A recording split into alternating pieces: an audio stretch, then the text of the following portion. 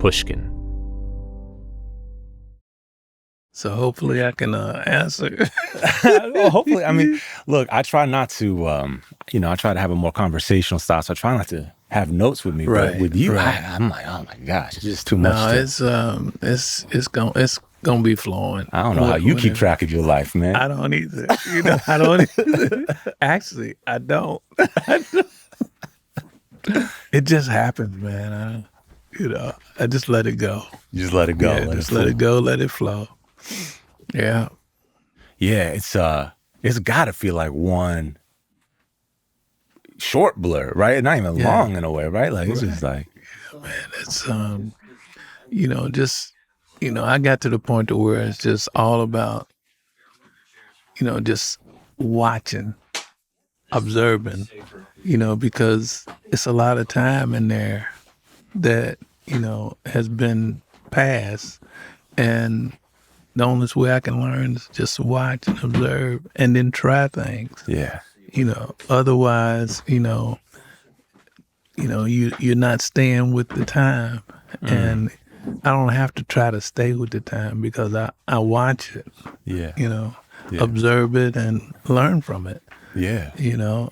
Not scared of it. Yeah. Because a lot of people get scared when they start getting up in the age thing. And, But when you were young, you weren't even trying to. Nah, man. You weren't trying to fit in. Invincible, man. I mean, fit it'll with the never times. end. Like, come on. When you were young, even, it was like, you weren't looking for what's this one doing or that one doing. Yeah. I know that. It never ends, man. But come to find out, it's sometimes it do. That kind of surge that you have, it kind of ends, and then you're like, what do I do now? Wow. What surge is that? Well, it's that young surge that we all have, coming up. Yeah. And we always think that it'll always be that, you work with that and it's always going to be that, you know. But it don't work out like that. You got a certain time. I hope you're recording this. Yeah. You got a certain time, to get through that window, to get through that porthole, and if you don't get through it at that time, then you're a little more lost. Yeah. I just happen to try to stay open to what the universe is saying. Yeah. And what it's doing. Yeah. And the only reason I can watch and observe is I know to grab a hold of it. Yeah. And let it be. Yeah. Yeah, because if you don't let it do its thing, it's gonna come back to get you. Yeah. So that's what I try to do. Man. How do you try to counteract the losing the surge or not having that surge? You don't. I mean, because, you have to, well, for me, I mean, most people try to stop it and try to do this, that, and the other, but I know that don't work. Comes out fake, huh? Yeah. It's like, it's going to happen. Yeah. And, you just try to get prepared for it. Right. There's really no way to be prepared. It's just, you just have to look out for it. Yeah. And stay open-minded. It's like playing piano was one thing. And then when the era said, okay, synthesizers are coming in, being a piano player, you don't want to hear nothing about no synthesizer. This is what I play. Yeah. Piano, acoustic piano. It's beautiful. But here's the synthesizer that does this, it does that, it does this. And then you have to make up your mind whether you're going to go with something new or stay with what you know. And a lot of people had problems with that. Bernie Worrell, on the other hand, he had no problem. I mean, that's what he grew up on was piano and organ, And so when the synthesizers came in, he was, supposed to not have a clue, and that's scary. That's scary for musicians to run into a wall where, okay, I got to decide what what I want to do, because my way of living is in jeopardy now because, if I don't jump on that, don't nobody know that that's going to work. I mean, this is a beginning, the acoustic has already been established, so you have to make your mind up to either be a part of the future or stay with the past where you used to. And we've always been blessed with both, the past and the future. And for me, that works best. If you can't accept what's getting ready to change and it's getting ready to change, then you're going to get stuck. Drummers, they were like, they was like spellbound when the drum machines come in. It's like the drum machines start taking over gigs, and then Prince made them famous. Yeah. It's like that kick drum, man. You can feel, I mean, you can walk in the club nowhere, you can come in anywhere. You'll feel that.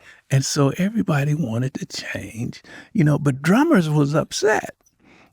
For me, it's like, you should be, all you got to do is shift your thinking, because it's like you can play live drums and learn something new, what's happening today, But a lot of them cats was like so mad.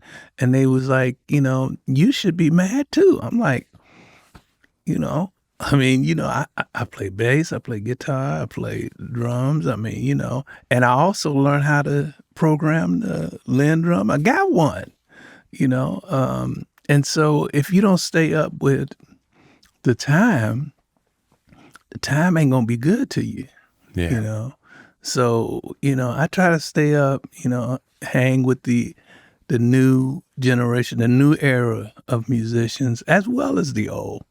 And the key is not try to change nobody's thinking. They have to make that up themselves, and I think that's why I have a good rapport with everybody, because I'm not trying to change nobody. This is just the way I came up and it's the way I got through, but, if you see something you like, you're welcome to it. If you don't, I'm cool with it. Do you spend a lot of time listening to new music or any amount of your listening time listening to anything new? Every since day one, day one, I was listening because I didn't have nothing in there, that I thought, it's like I'm learning, I got to learn how to play, but my brother, Catfish, he was like playing guitar and he was like 8 years older than I. So I start to want to be what he is, and that's what kicked my whole thing off, not having a father in the house, but having an older brother that I really wanted to be like. I didn't want to be like my dad because what I had heard, he was a womanizer, an alcoholic, and, and all that, which I could have been, because that's the way I started,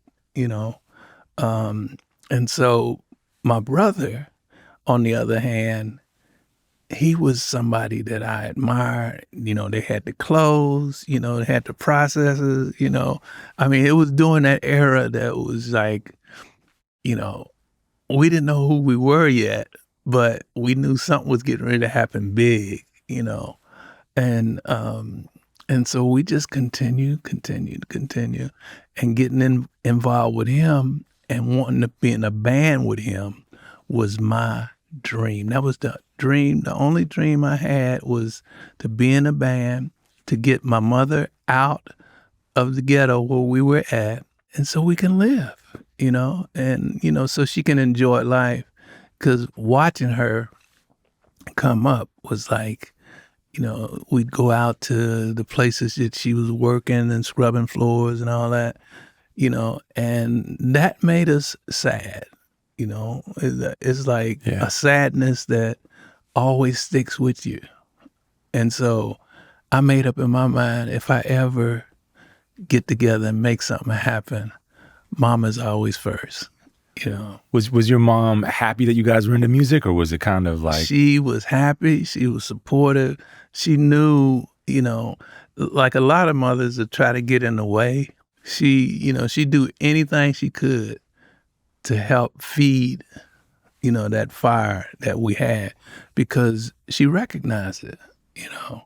I think, this is just my thinking that if I had had a father in the house, he would have been trying to make me a certain way, So I didn't have that,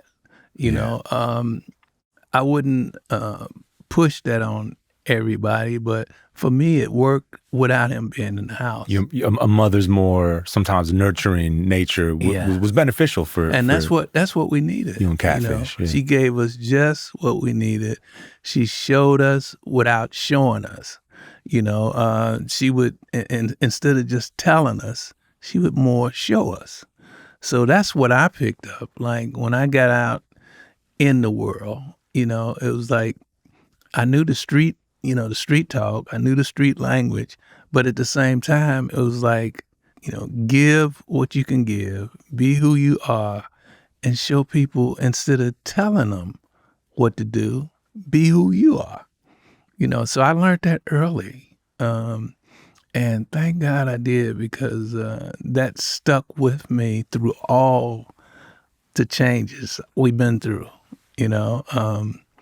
and the power of the one is the power of the one, and I grabbed onto it. Yeah. As you started to develop as who you would become, and as you started to become more Bootsy, yeah, and you come home and see your mom, what was her reaction?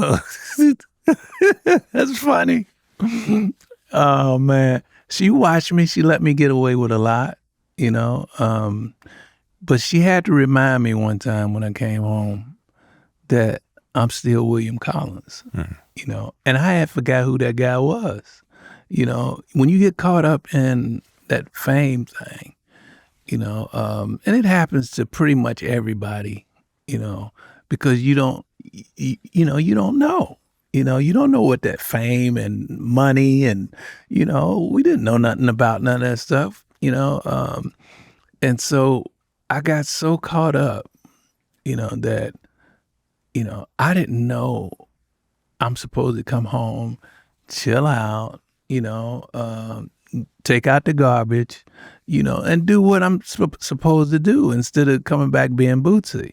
I bring the whole crew, got the whole crew, because mama liked to feed everybody, but this particular time, she had got fed up with me coming home with all these chicks and, just being Bootsy, and it's like, she's going to prove to me that when you come home, you William, you ain't no Bootsy, and she smacked my glasses off, in front of everybody.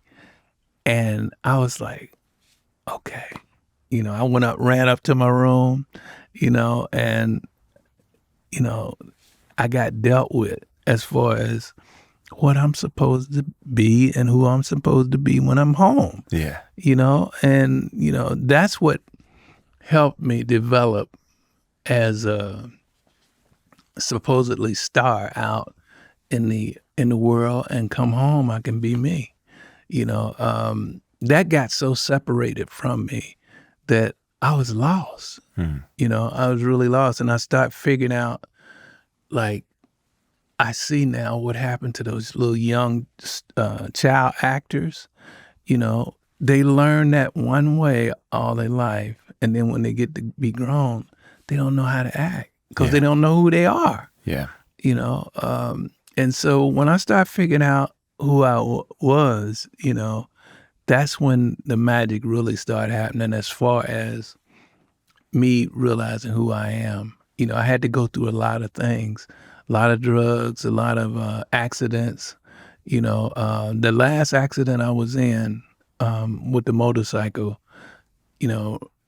reminded me of who and what I am. And, you're not invincible. You take, forget the helmet, you got your hair blowing, you got riding the bike, you got the chicks on the back, it's a whole nother thing, a whole nother world, And then once I flipped over about 3 times, riding in the woods, a place I shouldn't have had a street bike anyway, I found out that you're not invincible, loaded to the gills, and that's the thing that snapped me out of a lot of, the fortune and fame thing, and I watch it every day as I see the young era coming in, and, so I get a chance to watch it now as opposed to just be in it and stuck. Yeah. You also collaborate with a lot of young artists though too, and like, do they ever, I mean, you kind of can't insert yourself where you're not wanted, but do they ever come to you and ask you, like, how did you survive that? They do that. I do it all the time. And, I try to explain it in a way where that's what I do. Because, for me, to tell a person not to do something and, it didn't work on me. I mean, James Brown was telling me not to do this and not to do that. And it didn't work. Yeah. As a matter of fact, it pushed me further and further away from him, because he was trying to be my father, and it's like, I couldn't tell him you can't be my father. But at the same time, it was like he was doing that because that's what he, that's what he felt. He felt like a father figure. And, so I gave him that respect. And at the same time, it was like, I see what helped push me, over the edge. Like, if you tell me to not do something, I'm going to do it, So I figure the kids nowadays think the same way. And so I really stay away from trying to tell them what to do. And I show them how I am, and then if they pick up something, cool. If they don't, but don't look for me to actually tell you what to do in your life. I'll show you what I did if you ask, Yeah. But other than that, it's like, we cool. Yeah. Yeah. Yeah. When did you get sober? Really sober when I met Peppermint Patty. I faked like I was sober in 1983. But it kept coming back, up until 1988 is when I made my mind up that, I'm going to do it, and I cold turkey, it was really, really deep, but she helped me. A lot of people help by just being themselves, and talking a lot of faith and works and how it goes together. But the difference for me was everybody that talked about faith had a particular way that they wanted you to dive in, and to me, I had a problem with that because for me, it's like, respect everybody's father. Yeah. Whoever they choose, respect it. To me, it's really simple, and I don't feel like I have to change nobody. They'll change just like I did or they won't, So that's all up to the person, but I'm not to be the judge of that. Yeah. And that makes me feel good when I see how God has changed me and how it affects people without me trying to be the number one. I'm not number one. You're not number one either. We're a part of the one, and anybody that feels like they are the one, I let them have it. Yeah. You are the one, but I know that all of us together equals the one. Mm. If we ain't all together on it, ain't nobody the one. Yeah. Yeah. Yeah. It's interesting to hear you say that because you also, I mean, because you in a way you do have like Bootsy, like there's such a bravado to the character of Bootsy. Yeah. That's fun and amazing. Yeah.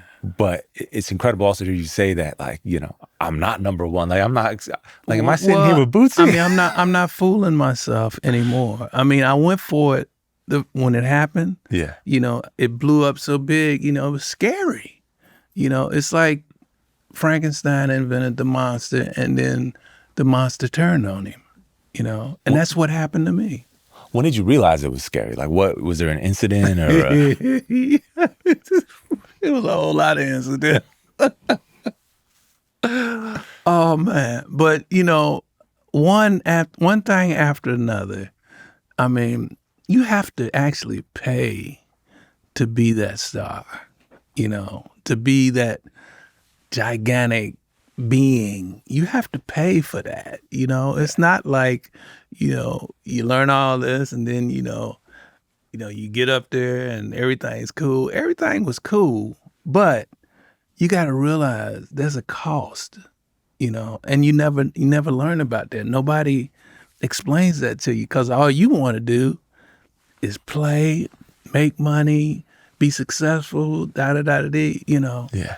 And you don't even think about that, until it starts crumbling down on you. Like, wow, I didn't go out there to, pay the bills, like for the truck.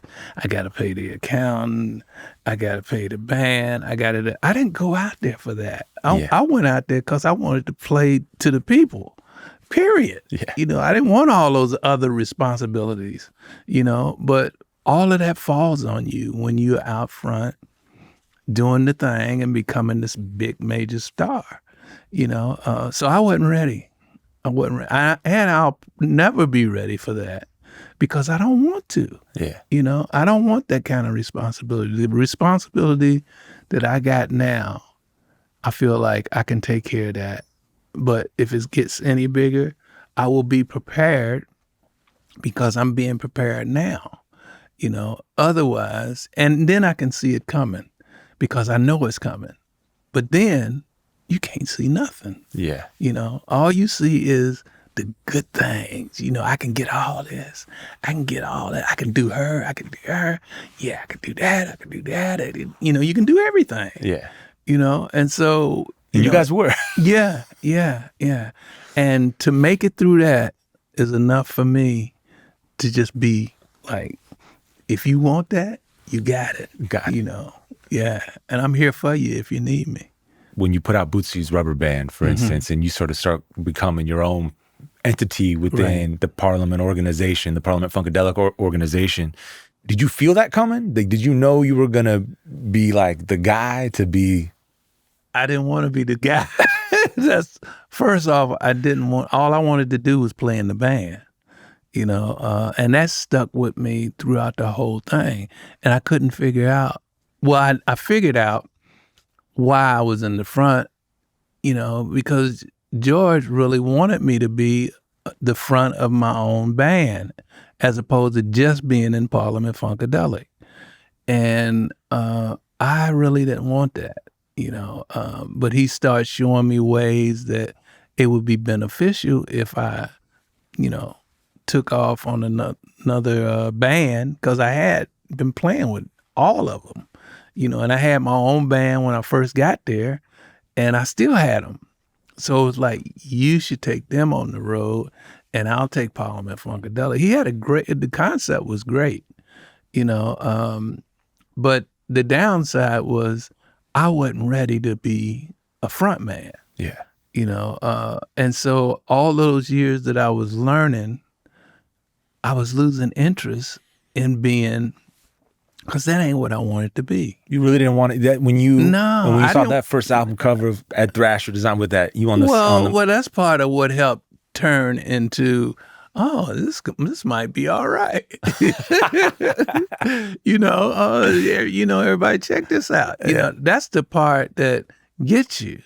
When it first starts and then something happened. I'm with Warner Brothers. Wow. Then it starts hitting you like, wow. And then gigs start coming up. And I was just talking to my man out here about, Dave Liebert. He came in and started booking us. And, it's just started growing so fast. Yeah. And I wasn't ready for that. I wouldn't. What I was ready for was playing with Parliament-Funkadelic. You really still just wanted to be part of that. Hey man, that was the beauty of a band is playing together. Yeah. And I knew that if we separated them, I knew that the weight was gonna fall on me. If I didn't have no sense at all, I knew it was gonna fall on me if I take that that approach of being a solo artist. But when I started seeing all the good parts that is going, the benefits, I was like, okay, George, I'll do it. So I caved in, and sure enough, it turned out the way I was thinking, and you can call that stinking thinking, but that ain't what I wanted. What I wanted was to be with the band and make people feel good about themselves, having fun. Actually, fun had more to do with it than making money.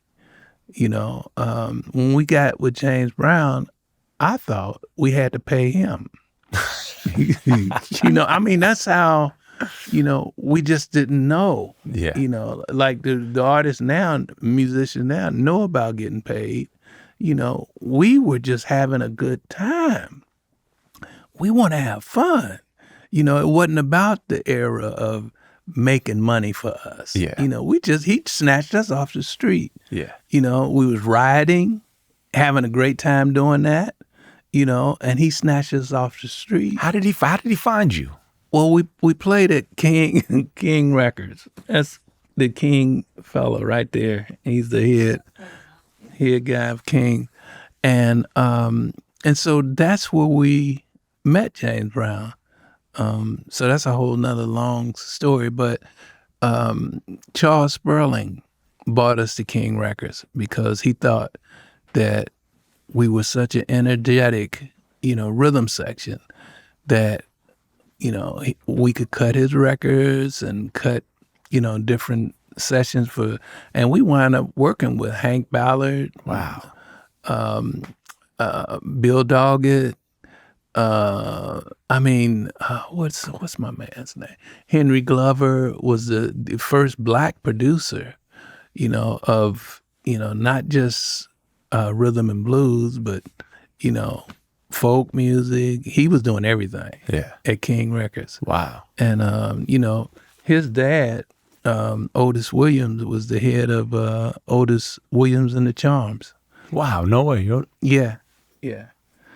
And so, You never know. yeah, so all of that, I was growing into, Well, those are guys like Hank Ballard and Bill Doggett are incredible musicians. Hank Ballard, incredible frontman even. Yeah. That no one talks about these days. What was it like hanging around them? What were they like? Man, very encouraging because they were true musicians. True to the bone, and it was such a pleasure to be around them, and they treat you like regular people. Wow. And so being around them kind of helped set myself up to, I want to be like that, I want to be, like able to, I'm down to earth where, I might look crazy, and I probably do, but at the same time, it's like, I want people to have fun with me. Yeah. I want them to chill, have a good time. And if whatever they want to say it, And so I try to carry that, once I start picking up from them, it's like we live on their backs. And that's what I talk about. A lot of people want to put it all on me, but I have to tell them, I'm really not the one. I worked at being on the one, but I'm not. I'm not the one. Yeah. The one is bigger than all of us. Yeah. Because it's all of us collectively together. Well, you know what's funny? It's like you were talking about how James was almost like a father figure. And like most father figures, when you're that age, you kind of want to like buck against them. Yeah. But his lesson about the one all seems to have always really stuck with you. Always. Yeah, what was like? And you even go and introduce that to George and Parliament-Funkadelic and that. But so how did that stick? That stuck because I was in it and I got to see it work. You know, it wasn't just him talking, you know, about the one. It was when I put it into effect in my music. That's when I found out he ain't just rapping. You know, this is real. Because as soon as I started doing that, because I played a lot of, you know, I was playing guitar. And I got stuck on bass because my brother played guitar and he needed a bass player. So that's how I got stuck on bass. And once that happened, you know, and I'm with my brother, I'm happy. You know, I'm happy because I don't care what I play a flute, clarinet, whatever with my brother. You know, that was the key. And we just happened to get picked up over there at King Records, you know, because we was tearing it up. We was street kids and we wasn't letting nothing get in the way. Nothing. I mean, oh, you won't pay us? Oh, that ain't no problem. You know, let us put this funk down for you, you know, and that was the attitude, you know, so. But you were playing, is it true you were playing a guitar? At first, I learned. Strung like a bass. Yeah. Like a 6-string guitar, but with 4 bass strings. Well, I had to do that because my brother needed a bass player, not a guitar player. And I just asked him, can you get me 4 bass strings? He got me 4 bass strings. And that night, you know, was our first gig. And the place was, let's see, it was about from here to the door. The whole place? The whole place. You know, no stage. We were standing on the floor and people were like this in your face. And drunk as I don't, you know, and here I am, I'm like 14, 15.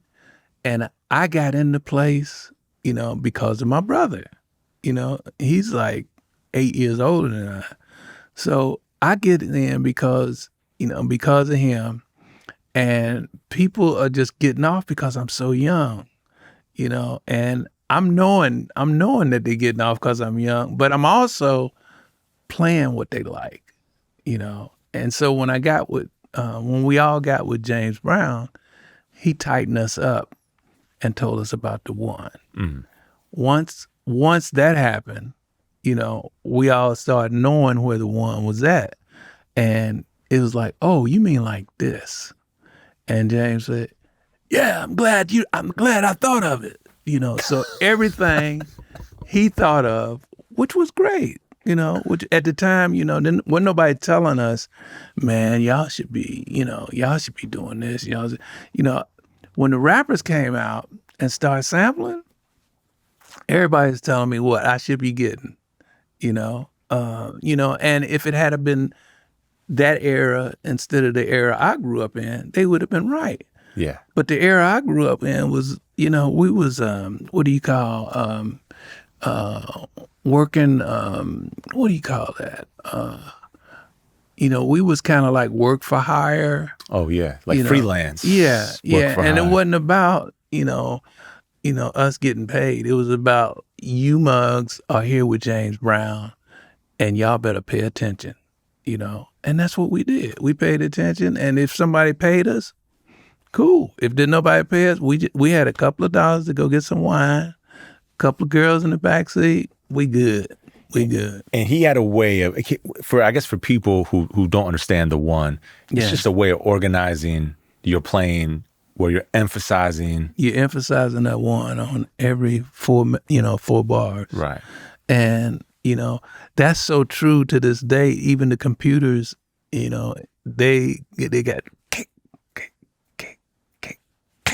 it shows you where the one is at. That metronome on That's it. I mean, and no computers work like, you know, they don't work like that. They work like that, you know. And for James to have told us about the one way back in those years, and then to this day, it's still a give me that. I mean, it's still there, you know? And once you start doing that, you put the emphasis on that, people feel that. They vibe off of that, you know? It's like a internal clock, you know? It's the heartbeat of the world, you know? So what about like when you go into play with, like you did a Herbie Hancock record with Sugar for Bonner from the Ohio Players. Can you do that on a Herbie record? Well, it's all the same thing, but it's in different measures, you know, different bars. You know, they got a 1-2, but you know, them being jazz musicians, they got a certain count, you know. But it all, if you know, it all comes back to 1. You know, they got to come to the 1 too. Everybody got to come to the 1. I don't care what it is. Yeah. You know, it's just not 4/4. Right. You know, it can be 5. You know, 5/7. You know, whatever that is. But it all has to come back to 1. And when you're introducing this concept to Parliament-Funkadelic, this thing that James taught you, would it have been Bigfoot Braley on drums at that time, or Tiki Fullwood? Was both of them. Both of them were there. Yeah. Well, it was Tiki first, Tyrone, and then Bigfoot. Yeah. And for me, I think Bigfoot Braley brought home the P-Funk. You know, Tiki brought home the Funkadelic side.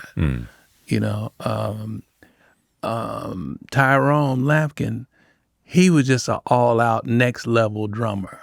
You know, I mean, he made you stop and like watch him. You know, it wasn't really about the one with him. You know, he'd do it if you know, told him to.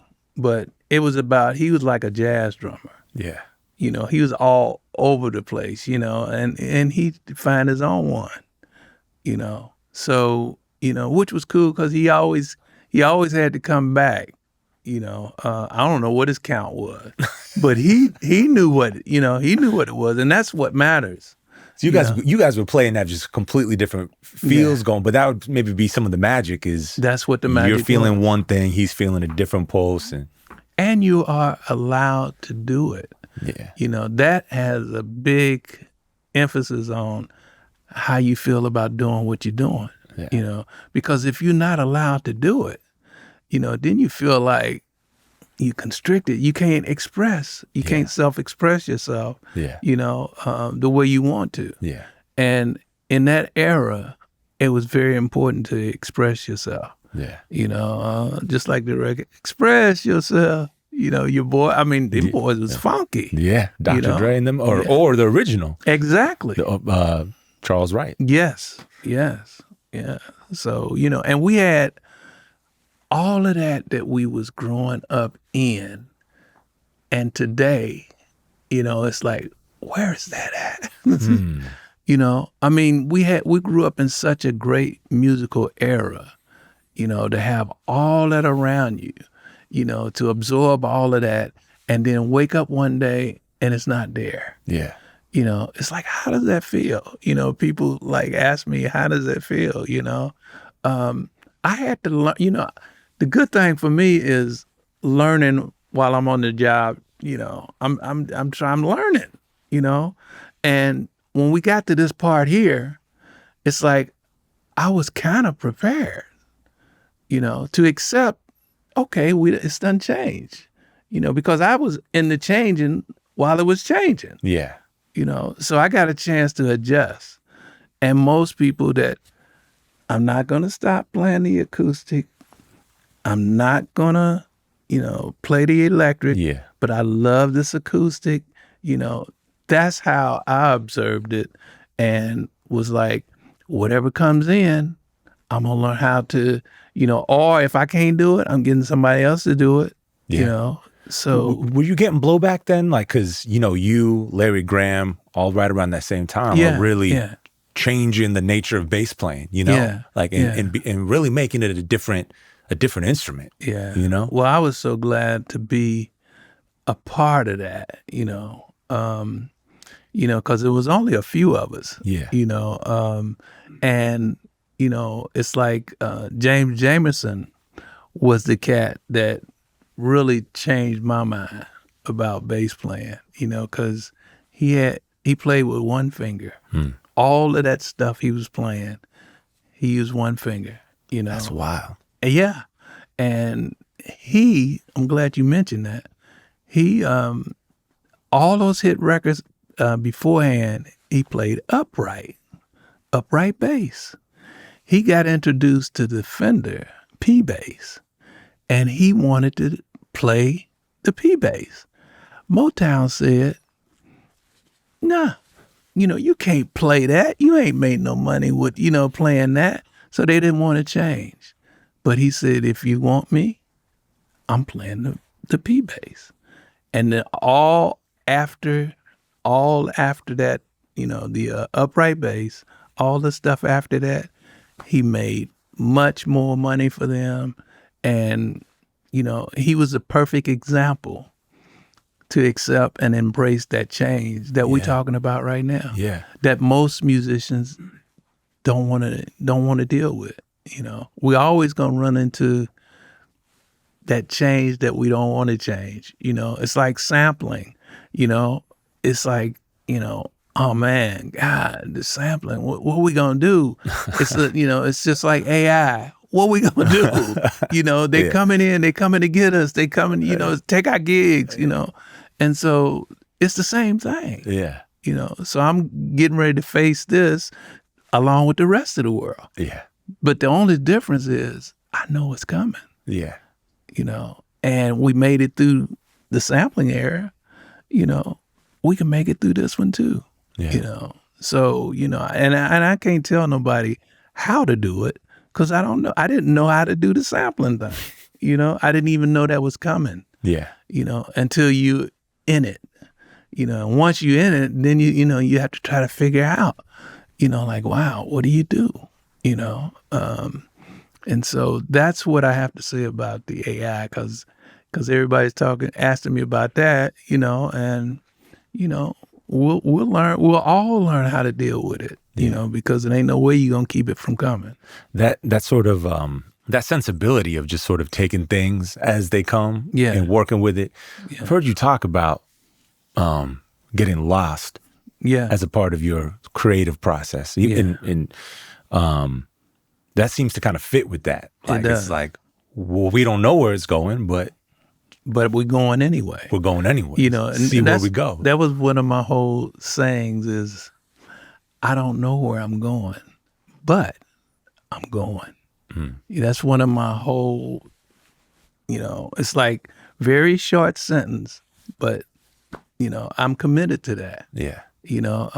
And people be hanging their hopes on, will somebody tell us what to do? Hey, I don't know where I'm going, but I'm going. That right there just tells you that you have to prepare yourself because it's coming. Yeah. Whatever that it is. Yeah. It's definitely coming. Yeah. And so you have to try to prepare yourself the best you can. Well, I'm glad you're not running from it. Oh, no. The only thing I'm scared of is flying. Yeah, I was going to ask you about that because you pulled up in an RV. When did the flying thing start? Oh, that's old. When did that happen? Since you brought it up. That happened in 1979. I wanted to fly on the Concorde. When the Meg 4. Is that what you could get from like London speed? To New York? Yeah. Not light speed. No, speed of sound or whatever. Right. You break the sound barrier. That's it. Yes. That's it. So I wanted to fly on it because, this was our first time going to Europe, and me headlining, it's like, just breaking off from Parliament-Funkadelic and we getting ready to go a headline in London and all of England, Paris, France, all that, and so I wants to fly on the Concorde. And so I get to fly on the Concorde, So 45 minutes into the flight, everybody's, happy, beautiful. And 45 minutes into the flight, the captain comes on and says, because I knew something was wrong because the plane was, we was flying like this, Oh, man. and it's like, and I'm sitting there and I'm looking out the window, and then I saw fire shooting out the engine, and I was like, oh my God.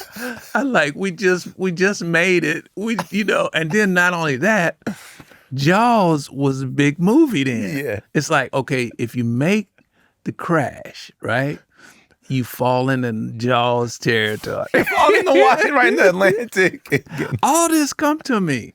I mean, and it's like, oh man, if I ever get on the ground again, I will never, ever fly, And sure enough, he turned the plane around. We was just getting ready to cross the line, Yeah. But he turned the plane around and we was flying like this all the way back to New York. Got back to New York. He landed the plane some kind of way. I mean, told us to put our heads down. We went through the whole drill. Oh man.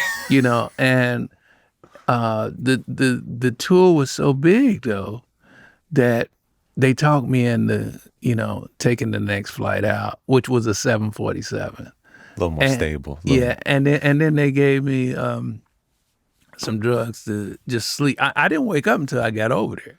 So, and then when I got back, no more flying. That was it, 1979. That was well, that was it up until I think it was more like 2001. Yeah. Oh, that's a bad time to start back. I know. And I did it. And, I lost that fear until COVID. Once COVID hit, it was like, okay, I can't fly no more. I can't. What happened this time? You watched Jaws again for the first time? Or I did watch it. But it's always, I get these signals, and I call it the universe, it's like, okay, you can't fly now. And I don't even question it. If I hear that, because I'm, like I say, I'm really not afraid, unless it's heights. Yeah. I'm scared of heights and flying. That's why you didn't tell me you're not afraid. Now you're afraid. Oh, I'm letting you know. When it comes to heights and flying. Okay. Oh, heights, I'm through. I mean, the roller coasters, yeah, I love it. Yeah. And we rode on them thousands of times, Yeah. But she didn't never know I was scared of heights, until one day I just broke out and said, because we was up in one of those hotels that, you ride up in the elevator and you could see yourself going up. But then, then it's like, oh man, I couldn't even look over the, like if you up on the 40th floor or whatever. Go out the window. Look, man, I couldn't do that. But, that's the two things that got me scared to death. You ever go to the Grand Canyon or anything? Yeah. Yeah? Yeah. And is that, like, if it's natural, is that okay? Or That's okay because I'm not going to go to the air, Okay. and look over. I'm not, I'm staying away from that. Okay.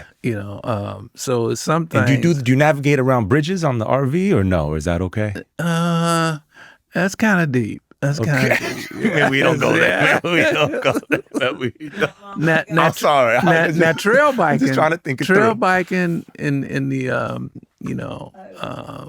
that's cool. Yeah. As long as it ain't no way up in the air, I'm good with it. Okay. Okay. Yeah. Yeah. Okay. Yeah. Well, I get that though, because honestly, too, with COVID, once you're grounded and you're not going anywhere, you're not traveling. I'm to the point too. I used to love to drive, like everywhere. I could drive. See that now you 24 hours. Now you hit it. But now, I'm like, now driving. I don't want to go anywhere. That's all I used to do. Yeah. I would take George from New Jersey down to Miami, Florida, and all we doing is listening to music, getting loaded, and me driving. Because he couldn't drive. He didn't have a license. Didn't want a license. Really? Yeah. That was a getaway for us. We go to Florida and fish. We rent a yacht. And that was our getaway because we was under a lot of pressure trying to get these groups and getting the songs and the albums. Because George was developing a whole new concept where each group was on a different label. And, you know, we didn't realize at the time what he was doing. He didn't really realize, but he thought, you know, that would have them fighting against each other to make sure that they pushed their own group. And it worked.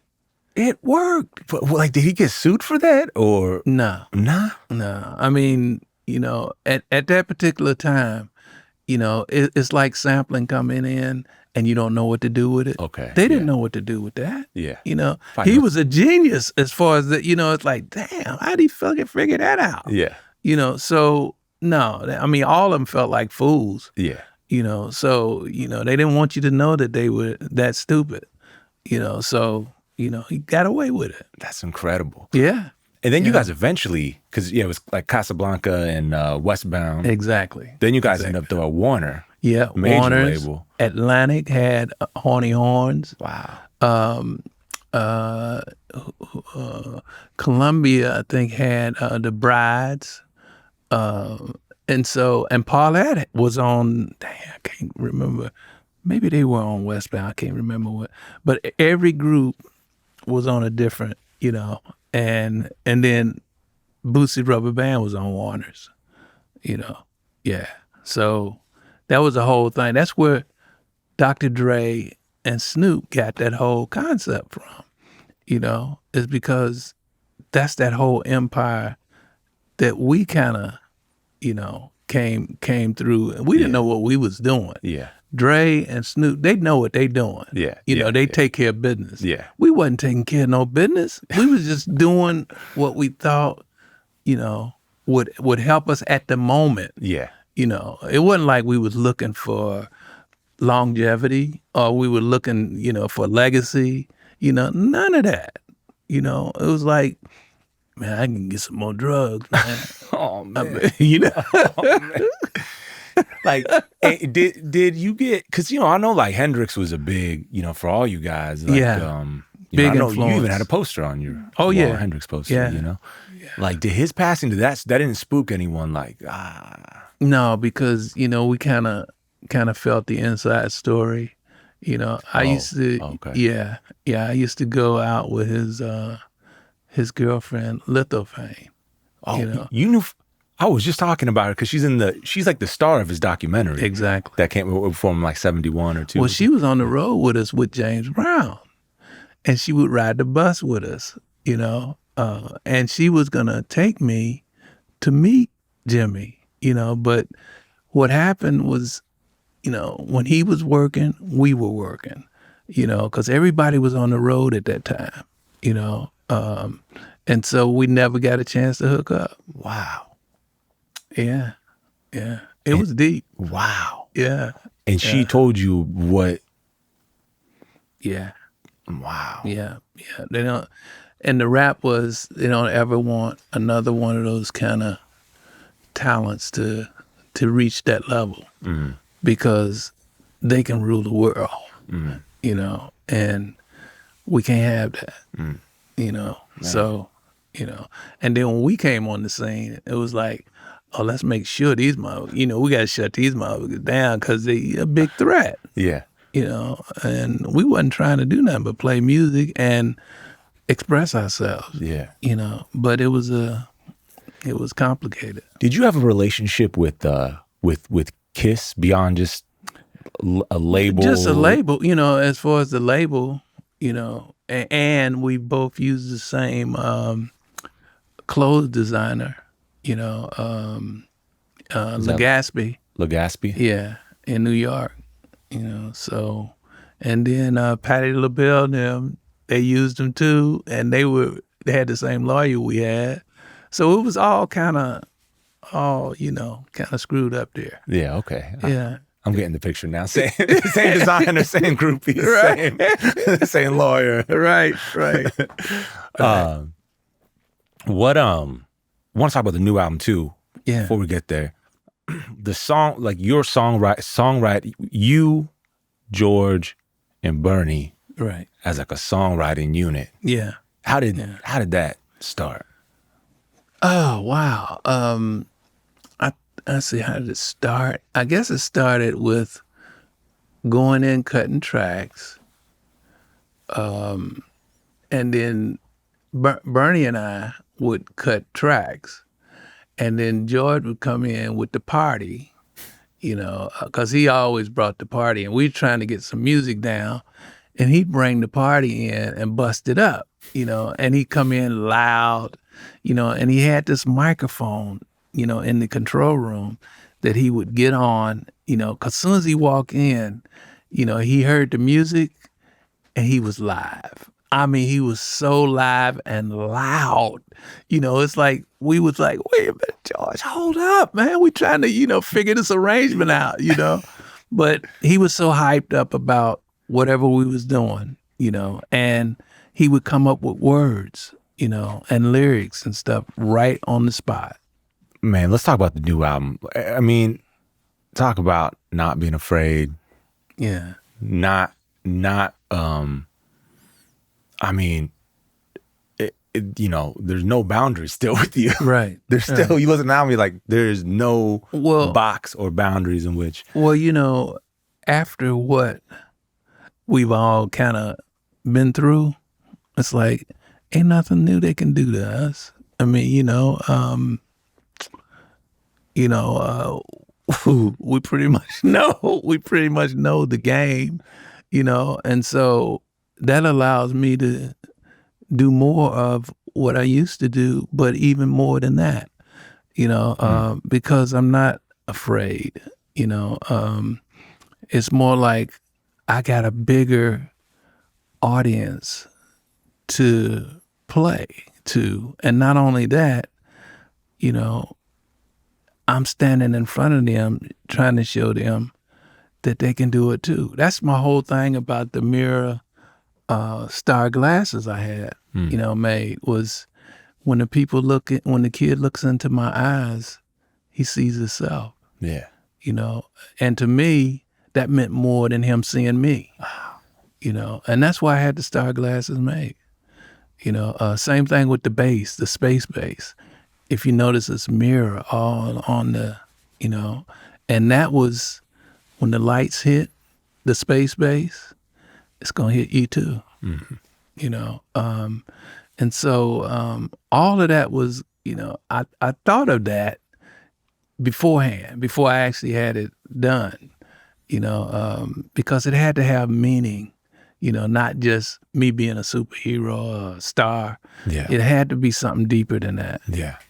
Yeah. These days, when you're making music, yeah,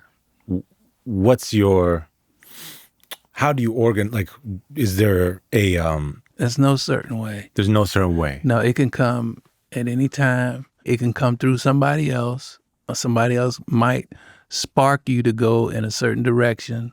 I don't ever put it on should I come up with this music. It just comes. It always comes. You might be doing something. Yeah. And what, like a line or a melody will hit you, or a rhythm? A line, it either comes in a riff or a melody or a beat. If you got the beat down, I'm more comfortable now with having a beat, just something you can go by, even if it's just a metronome, and then you can put this out here, do do do do do do do do do do do do do do do do do do. You can take that in a whole Parliament thing. Yeah. Put some claps on that mother. Do do do do. Do. You put that, you get that to George, he'll kill it. So, that's the way it came then. That's the way it comes now. But it comes even more so now because of what I got around me, different things. It used to be all about the musicians, because they're there with you. Now I had to up my game and figure out how to work the boy in the box, and instead of putting it down, I picked it up and start learning. My son started teaching me how to work it. You know, I'm not like a professional engineer or none of that, but I know how to record myself. Yeah. You know, and anytime something comes, bang, I'm on it. Yeah. You know, and I put the idea down, and then I come back to it if I feel like, yeah, that's popping. Yeah. You know. Yeah. So that's kind of the way we do it now, because like I said before, we always had the band with us. You know, I had to get used to not having the band. Yeah. You know, and so I know how tedious and how hectic that is without the band, because I've been through that. Yeah. You know, and I learned how to deal with it. You know, and rejection is another thing that the younger generation has to deal with, and they don't know how to deal with that. You know, rejection that's a heck of a thing to be rejected, you know, and like the funk has always been rejected. You know, that's why we ain't never been in the, you know, the Grammys and all that big stuff that, you know, Muggs make, you know, they don't give a funk about that funk. You know, that's why we cut album of the year. We give it to ourselves. Yeah. Number 1 Funkadelic. Now y'all funk with that. They gonna have to funk with that. You know? I love that, man. Just the ability of funk to give to the audience, man, a feeling of joy, and eliminating vulnerability. Yes. And it's like before hip hop was sort of the language of giving people confidence, and that feels like that's where funk lived, you know? Yeah. Yeah. Well, it still does. That's it. Yeah. That's totally it. And, you know, for me, it's like the more I stay committed to that, the more I'll still be around and able to speak the language of today, whatever it is, or I can speak the language of yesterday. It don't make a difference, you know. It's being able to hang with whoever it is, you know.